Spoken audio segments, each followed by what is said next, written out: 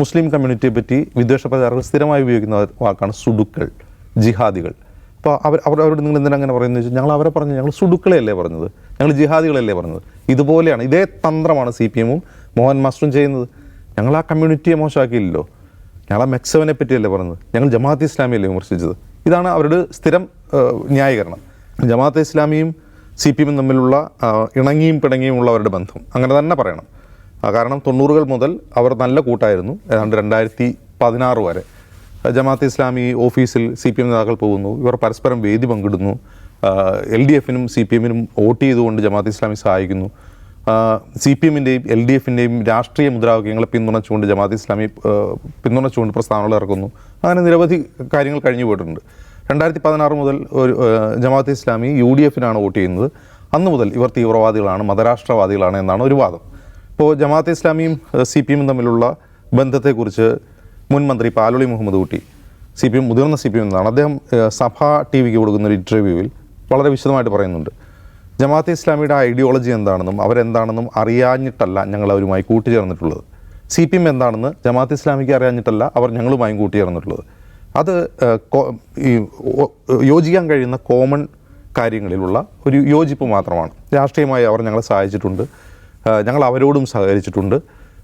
Especially അദ്ദേഹം അത് പറയാൻ കാരണം പാലോളി കമ്മിറ്റി എന്നൊരു കമ്മിറ്റി ഉണ്ടായിരുന്നു. ആ കമ്മിറ്റിയുടെ കാലത്ത് അവരിൽപ്പെട്ട പലരും ഞങ്ങളുമായി സഹകരിച്ചിട്ടുണ്ട്. ആ പാലോളി ഈ സച്ചാർ കമ്മീഷൻ റിപ്പോർട്ട് നടപ്പാക്കാനുള്ള ഉദ്യമങ്ങളിൽ ജമാഅത്തെ ഇസ്ലാമി CPM-ഉമായും അന്നത്തെ LDF സർക്കാരുമായും സഹകരിച്ചിട്ടുണ്ടെന്ന് അദ്ദേഹം പറയുന്നുണ്ട്. അപ്പോൾ അതൊരു പ്രശ്നാധിഷ്ഠിതമായ അല്ലെങ്കിൽ വിഷയാധിഷ്ഠിതമായ ഒരു സഹകരണമായിരുന്നു. ഇപ്പോൾ അവർ ഞങ്ങളെ പിന്തുണയ്ക്കുന്നില്ല, അത്രയേ ഉള്ളൂ എന്നാണ് പാലോളി മുഹമ്മദ് കുട്ടി വിശദീകരിക്കുന്നത്. പക്ഷേ മുമ്പ് തങ്ങളുടെ പങ്കാളിയായിരുന്ന ജമാഅത്തെ ഇസ്ലാമിയെ ഇപ്പോൾ അവർ മതരാഷ്ട്രവാദികളാണ്, തീവ്രവാദികളാണെന്ന് ആക്ഷേപിക്കുന്നതിലൂടെ അതൊരു തരം ഡോഗ് വിസിലിംഗ് ആണ്. ഡോഗ് വിസിലിംഗ് എന്ന് പറഞ്ഞാൽ ദാ പോകുന്നു പ്രശ്നക്കാർ, ഓടി പിടിച്ചോളൂ എന്നൊരു ഒരു നായയ്ക്ക് സിഗ്നൽ കൊടുക്കുന്നതിന് തുല്യമാണ്. അതായത് ഇവന്മാരൊക്കെ കുഴപ്പക്കാരാണ്, ഇവർ പങ്കാളികളായ അല്ലെങ്കിൽ ഇവരുമായി ബന്ധമുള്ള എല്ലാ കൂട്ടായ്മകളും കുഴപ്പമാണ് എന്ന് വരുത്തുന്നതിലൂടെ അവർ ആ ഒരു കൂട്ടായ്മയെ മാത്രമല്ല ലക്ഷ്യം വയ്ക്കുന്നത്, ഒരു എൻറ്റയർ കമ്മ്യൂണിറ്റിയാണ്. അതിൻ്റെ ഉദാഹരണം ഞാൻ പറയാം. അപ്പോൾ സ്വതവേ മുസ്ലിം ലീഗ് കുഴപ്പമില്ലാത്ത വർഗീയതയൊന്നുമില്ലാത്ത സംഘടനയാണെന്നാണ് CPM പൊതുവെ പറയാറുള്ളത്. മുസ്ലിം ലീഗ് അങ്ങനെ പ്രശ്നക്കാരൊന്നുമല്ല, അവർ രാജ്യത്തെ സംസ്ഥാനത്ത് മതേതരത്വവും ശാന്തിയും മതസൗഹാർദ്ദവും കാത്തു സൂക്ഷിക്കുന്ന സംഘടനയാണെന്നാണ്. പക്ഷേ ഇതേ മുസ്ലിം ലീഗിനെ പറ്റി കഴിഞ്ഞ പഞ്ചായത്ത് തിരഞ്ഞെടുപ്പിന് സമയത്ത് അന്നത്തെ CPM സംസ്ഥാന സെക്രട്ടറിയായിരുന്ന കോടിയേരി ബാലകൃഷ്ണൻ എന്താ പറഞ്ഞത്? അത് തീവ്രവാദ സ്വഭാവത്തിലേക്ക് പോവുകയാണ്. ഹസൻ, അമീർ, കുഞ്ഞാലിക്കുട്ടി തുടങ്ങിയ ഇക്വേഷൻസ് അവർ മുന്നോട്ട് കൊണ്ടുവരുന്നു. അതായത് അവരോടൊപ്പം നിൽക്കാത്ത അല്ലെങ്കിൽ അവരെ വോട്ട് ചെയ്യാത്ത ആരെയും തീവ്രവാദ ചാപ്പയടിപ്പിക്കുക എന്നുള്ളത് CPM-ൻ്റെ ഒരു തന്ത്രമാണ്. ആ തന്ത്രത്തിൻ്റെ ഒരു പരാജയപ്പെട്ട പ്രയോഗവൽക്കരണമാണ് മോഹൻ മാസ്റ്റർ അവിടെ നടത്തിയത്. കാരണം ആക്ച്വലി അതൊരു CPM-ൻ്റെ സംസ്ഥാന നേതൃത്വം അറിഞ്ഞ് എടുത്ത ഒരു നിലപാടൊന്നും ആയിരിക്കില്ല. മെക്സവനെതിരെ ഒരു ആരോപണം ഉന്നയിച്ച് കളയാം, അല്ലെങ്കിൽ അവർക്കെതിരെ ഇങ്ങനെ ഒരു പ്രചാരണം നടത്തി കളയാമെന്ന് CPM സംസ്ഥാന നേതൃത്വം അറിഞ്ഞെടുത്ത തീരുമാനമായിരിക്കില്ല. അദ്ദേഹം കയ്യിൽ നിന്ന് എടുത്തിട്ടതായിരിക്കാം. പക്ഷെ അത് പാളിപ്പോയി. അത് പാളിപ്പോയി എന്ന് മനസ്സിലാവാൻ കാരണം അത് പാളിപ്പോയത് അതാരും അത്ര ശ്രദ്ധിക്കപ്പെട്ടിട്ടുണ്ടായിരുന്നില്ല. 3-4 ആഴ്ച മുമ്പ് തളിപ്പറമ്പിൽ നടന്ന പ്രസംഗം മാധ്യമങ്ങൾ റിപ്പോർട്ട് ചെയ്യുന്നതിനുപരി അതൊരു വിവാദമാവുകയൊന്നും ചെയ്തില്ല. ആ വിവാദമായപ്പോഴാണ് CPM-ന് എല്ലാ കാലത്തും പിന്തുണയ്ക്കുന്ന കാന്തപുരം AP അബൂബക്കർ മുസ്ലിയാറുടെ സമസ്തയുടെ വിഭാഗത്തിൻ്റെ യുവജന വിഭാഗം കോഴിക്കോട് ജില്ലാ സെക്രട്ടറിയോ മറ്റോ ജില്ലാ പ്രസിഡന്റോ മറ്റോ ഫേസ്ബുക്കിലൊരു പോസ്റ്റ് ഇടുന്നു. അതായത് മോഹൻ മാസ്റ്റർ അന്ന് എന്താണോ പറഞ്ഞത് അതങ്ങനെ തന്നെ ഉദ്ധരിച്ചുകൊണ്ടുള്ളൊരു പോസ്റ്റ് ഇടുന്നു. ആ പോസ്റ്റ് ഇടുന്നതോടുകൂടി അപ്പോൾ ഇതൊരു മുസ്ലിം സംഘടനയിൽ നിന്ന് തന്നെ CPM-ൻ്റെ വാദം ഉന്നയിക്കുന്നതോടുകൂടി ഇതിലെന്തോ പ്രശ്നമുണ്ടെന്ന് മാധ്യമങ്ങൾക്ക് തോന്നുകയും ദേശീയ മാധ്യമങ്ങൾ ഉൾപ്പെടെ അത് വലിയ ചർച്ചയാവുകയും കഴിഞ്ഞ ദിവസങ്ങളിൽ വലിയ ചർച്ചയാണ്. ദേശീയ മാധ്യമങ്ങൾ ഉൾപ്പെടെ അത് റിപ്പോർട്ട് ചെയ്യുകയും വലിയ ചർച്ചയാവുകയും ചെയ്തു. മലയാളത്തിലൊരു മാധ്യമം വാർത്ത കൊടുത്തു, ഈ കേസ് NIA അന്വേഷിക്കാൻ പോവുകയാണെന്ന്. അതിൻ്റെ വസ്തുത നമുക്കറിയില്ല, കാരണം അങ്ങനെ ഒരു FIR ഇവിടെ ഇട്ടിട്ടില്ല. ഒരു FIR ഇല്ലാത്തൊരു കേസിൽ എങ്ങനെയാണ് NIA വന്ന് പ്രാഥമിക അന്വേഷണം നടത്തുന്നത് നമുക്കറിയില്ല. അങ്ങനെ വാർത്ത കൊടുത്തോടുകൂടി മോഹൻ മാസ്റ്റർ മനസ്സിലായത് കയ്യിൽ നിന്ന് പോയി.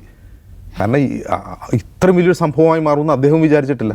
ഇതിൻ്റെ ഇംപ്ലിക്കേഷനെ കുറിച്ചോ അതിൻ്റെ പ്രത്യാഘാതങ്ങളെ കുറിച്ചോ അദ്ദേഹത്തിന് ബോധം ഉണ്ടായിരുന്നില്ല എന്നാണ് മനസ്സിലാവുക. വളരെ പെട്ടെന്ന് തന്നെ അദ്ദേഹം പ്ലേറ്റ് മാറ്റി, ഞാൻ അങ്ങനെ ഉദ്ദേശിച്ചതല്ല, ഇവരൊക്കെ അവിടെ വന്ന് കയറിയിരുന്നാൽ പ്രശ്നമാവില്ല എന്ന സതുദ്ദേശപരമായ വിമർശനമായിരുന്നു എന്നാണ് പറയുന്നത്. അതൊട്ടും സത്യസന്ധമല്ല. ഇതൊരു പ്രശ്നം എന്താണെന്ന് വെച്ചാൽ ഒരു സമുദായത്തെ അപരവൽക്കരിക്കുന്നത് നമ്മൾ ഇന്ത്യയിൽ ഇന്ന് കണ്ടുകൊണ്ടിരിക്കുന്നത് എന്താണ്? ഇന്ന് ഇന്ത്യയിൽ നമ്മൾ കണ്ടുകൊണ്ടിരിക്കുന്നത് അതിൻ്റെ വളരെ വിജയകരമായ പ്രയോഗവൽക്കരണം നമ്മൾ ഉത്തരേന്ത്യ കണ്ടുകൊണ്ടിരിക്കുകയാണ്. അപരവൽക്കരിക്കുക, ഡെമോണൈസ് ചെയ്യുക, അതുപോലെ ഒറ്റതിരിഞ്ഞാക്രമിക്കുക, ഇല്ലീഗലായി അവർക്കെതിരെ നടപടികൾ സ്വീകരിക്കുക, ഈവൻ ബുൾഡോസർ രാജ് ഉൾപ്പെടെ അങ്ങനെയുള്ള കാര്യങ്ങൾ തല്ലിക്കൊല്ലുക, ലിഞ്ചിങ് നടക്കുക, തെരുവിൽ കലാപങ്ങൾ സൃഷ്ടിച്ചുകൊണ്ട് ആളുകളെ കൊല്ലുക, പോലീസ് തന്നെ വെടിവെച്ച് കൊല്ലുക, ഇങ്ങനെയുള്ള കാര്യങ്ങൾ ദിവസവും കണ്ടുകൊണ്ടിരിക്കുകയാണ്. എന്നിട്ട് ആ ഒരു മൈനോറിറ്റി കമ്മ്യൂണിറ്റിക്ക് വലിയ തോതിൽ ജനസംഖ്യാ പ്രാതിനിധ്യമുള്ളൊരു സംസ്ഥാനത്ത് അവർ ഇപ്പോൾ ഉത്തരേന്ത്യയിലെ പോലെ മുസ്ലിം കമ്മ്യൂണിറ്റി എന്ന് പറയുന്നത് ഒരു പിന്നാക്ക വിഭാഗമല്ല, ഒരർത്ഥത്തിലും പിന്നാക്കം പോയി നിൽക്കുന്ന, ഐ മീൻ സാമ്പത്തികമായോ അല്ലെങ്കിൽ വിദ്യാഭ്യാസപരമായോ ഉത്തരേന്ത്യയിലെ പോലെ ഒരു സ്ഥിതിയല്ല മുസ്ലിങ്ങൾക്ക്.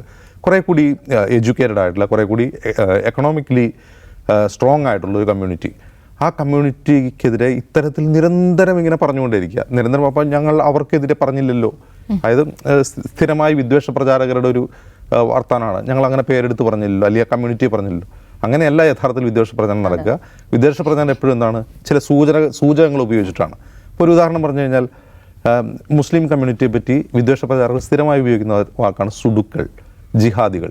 അപ്പോൾ അവരോട് നിങ്ങൾ എന്തിനാ അങ്ങനെ പറയുന്നത് വെച്ചാൽ, ഞങ്ങൾ അവരെ പറഞ്ഞു, ഞങ്ങൾ സുഡുക്കളെയല്ലേ പറഞ്ഞത്, ഞങ്ങൾ ജിഹാദികളല്ലേ പറഞ്ഞത്. ഇതുപോലെയാണ്, ഇതേ തന്ത്രമാണ് CPM ഉം മോഹൻ മാസ്റ്ററും ചെയ്യുന്നത്. ഞങ്ങൾ ആ കമ്മ്യൂണിറ്റിയെ മോശമാക്കിയില്ലല്ലോ, ഞങ്ങൾ ആ മെക്സവനെ പറ്റിയല്ലേ പറഞ്ഞത്, ഞങ്ങൾ ജമാഅത്ത് ഇസ്ലാമിയല്ലേ വിമർശിച്ചത്. ഇതാണ് അവരുടെ സ്ഥിരം ന്യായീകരണം. പക്ഷേ ഇത് ഇനിയും തുടരാനാണ് സാധ്യത ദിവ്യ. അതിൻ്റെ കാരണം എന്ന് വെച്ചാൽ, ഇതിൻ്റെ ലക്ഷ്യം അടുത്ത പഞ്ചായത്ത് തിരഞ്ഞെടുപ്പാണ്. നമ്മൾ കഴിഞ്ഞ പഞ്ചായത്ത് തിരഞ്ഞെടുപ്പിൽ ഇത് കണ്ടതാണ്. ലോക്സഭാ തിരഞ്ഞെടുപ്പിനേക്കാളും അസംബ്ലി തിരഞ്ഞെടുപ്പിനേക്കാളും ഈ തന്ത്രം ഏറ്റവും കൂടുതൽ പയറ്റുക പഞ്ചായത്ത് തിരഞ്ഞെടുപ്പിലാണ്. കാരണം ഇത് ഏറ്റവും ഗ്രാസ് റൂട്ട് ലെവലിലേക്ക് ഇറങ്ങിച്ചെല്ലുന്ന ഒരു പ്രചാരണമാണെന്ന് അവർക്കറിയാം. ഈ വിഭജനത്തിൻ്റെ ഗുണം ഏറ്റവും കൂടുതൽ ലഭിക്കുക ഏറ്റവും ഗ്രാസ് റൂട്ട് ലെവലിൽ നടക്കുന്ന തദ്ദേശ തിരഞ്ഞെടുപ്പിലാണെന്ന് അവർക്കറിയാം. ഇത് ഇനിയും കൂടുതൽ ഫ്ലെയർ അപ്പ് ചെയ്ത് അടുത്ത പഞ്ചായത്ത് തിരഞ്ഞെടുപ്പ് വരെ നീളും എന്ന് തന്നെയാണ് നാം മനസ്സിലാക്കേണ്ടത്.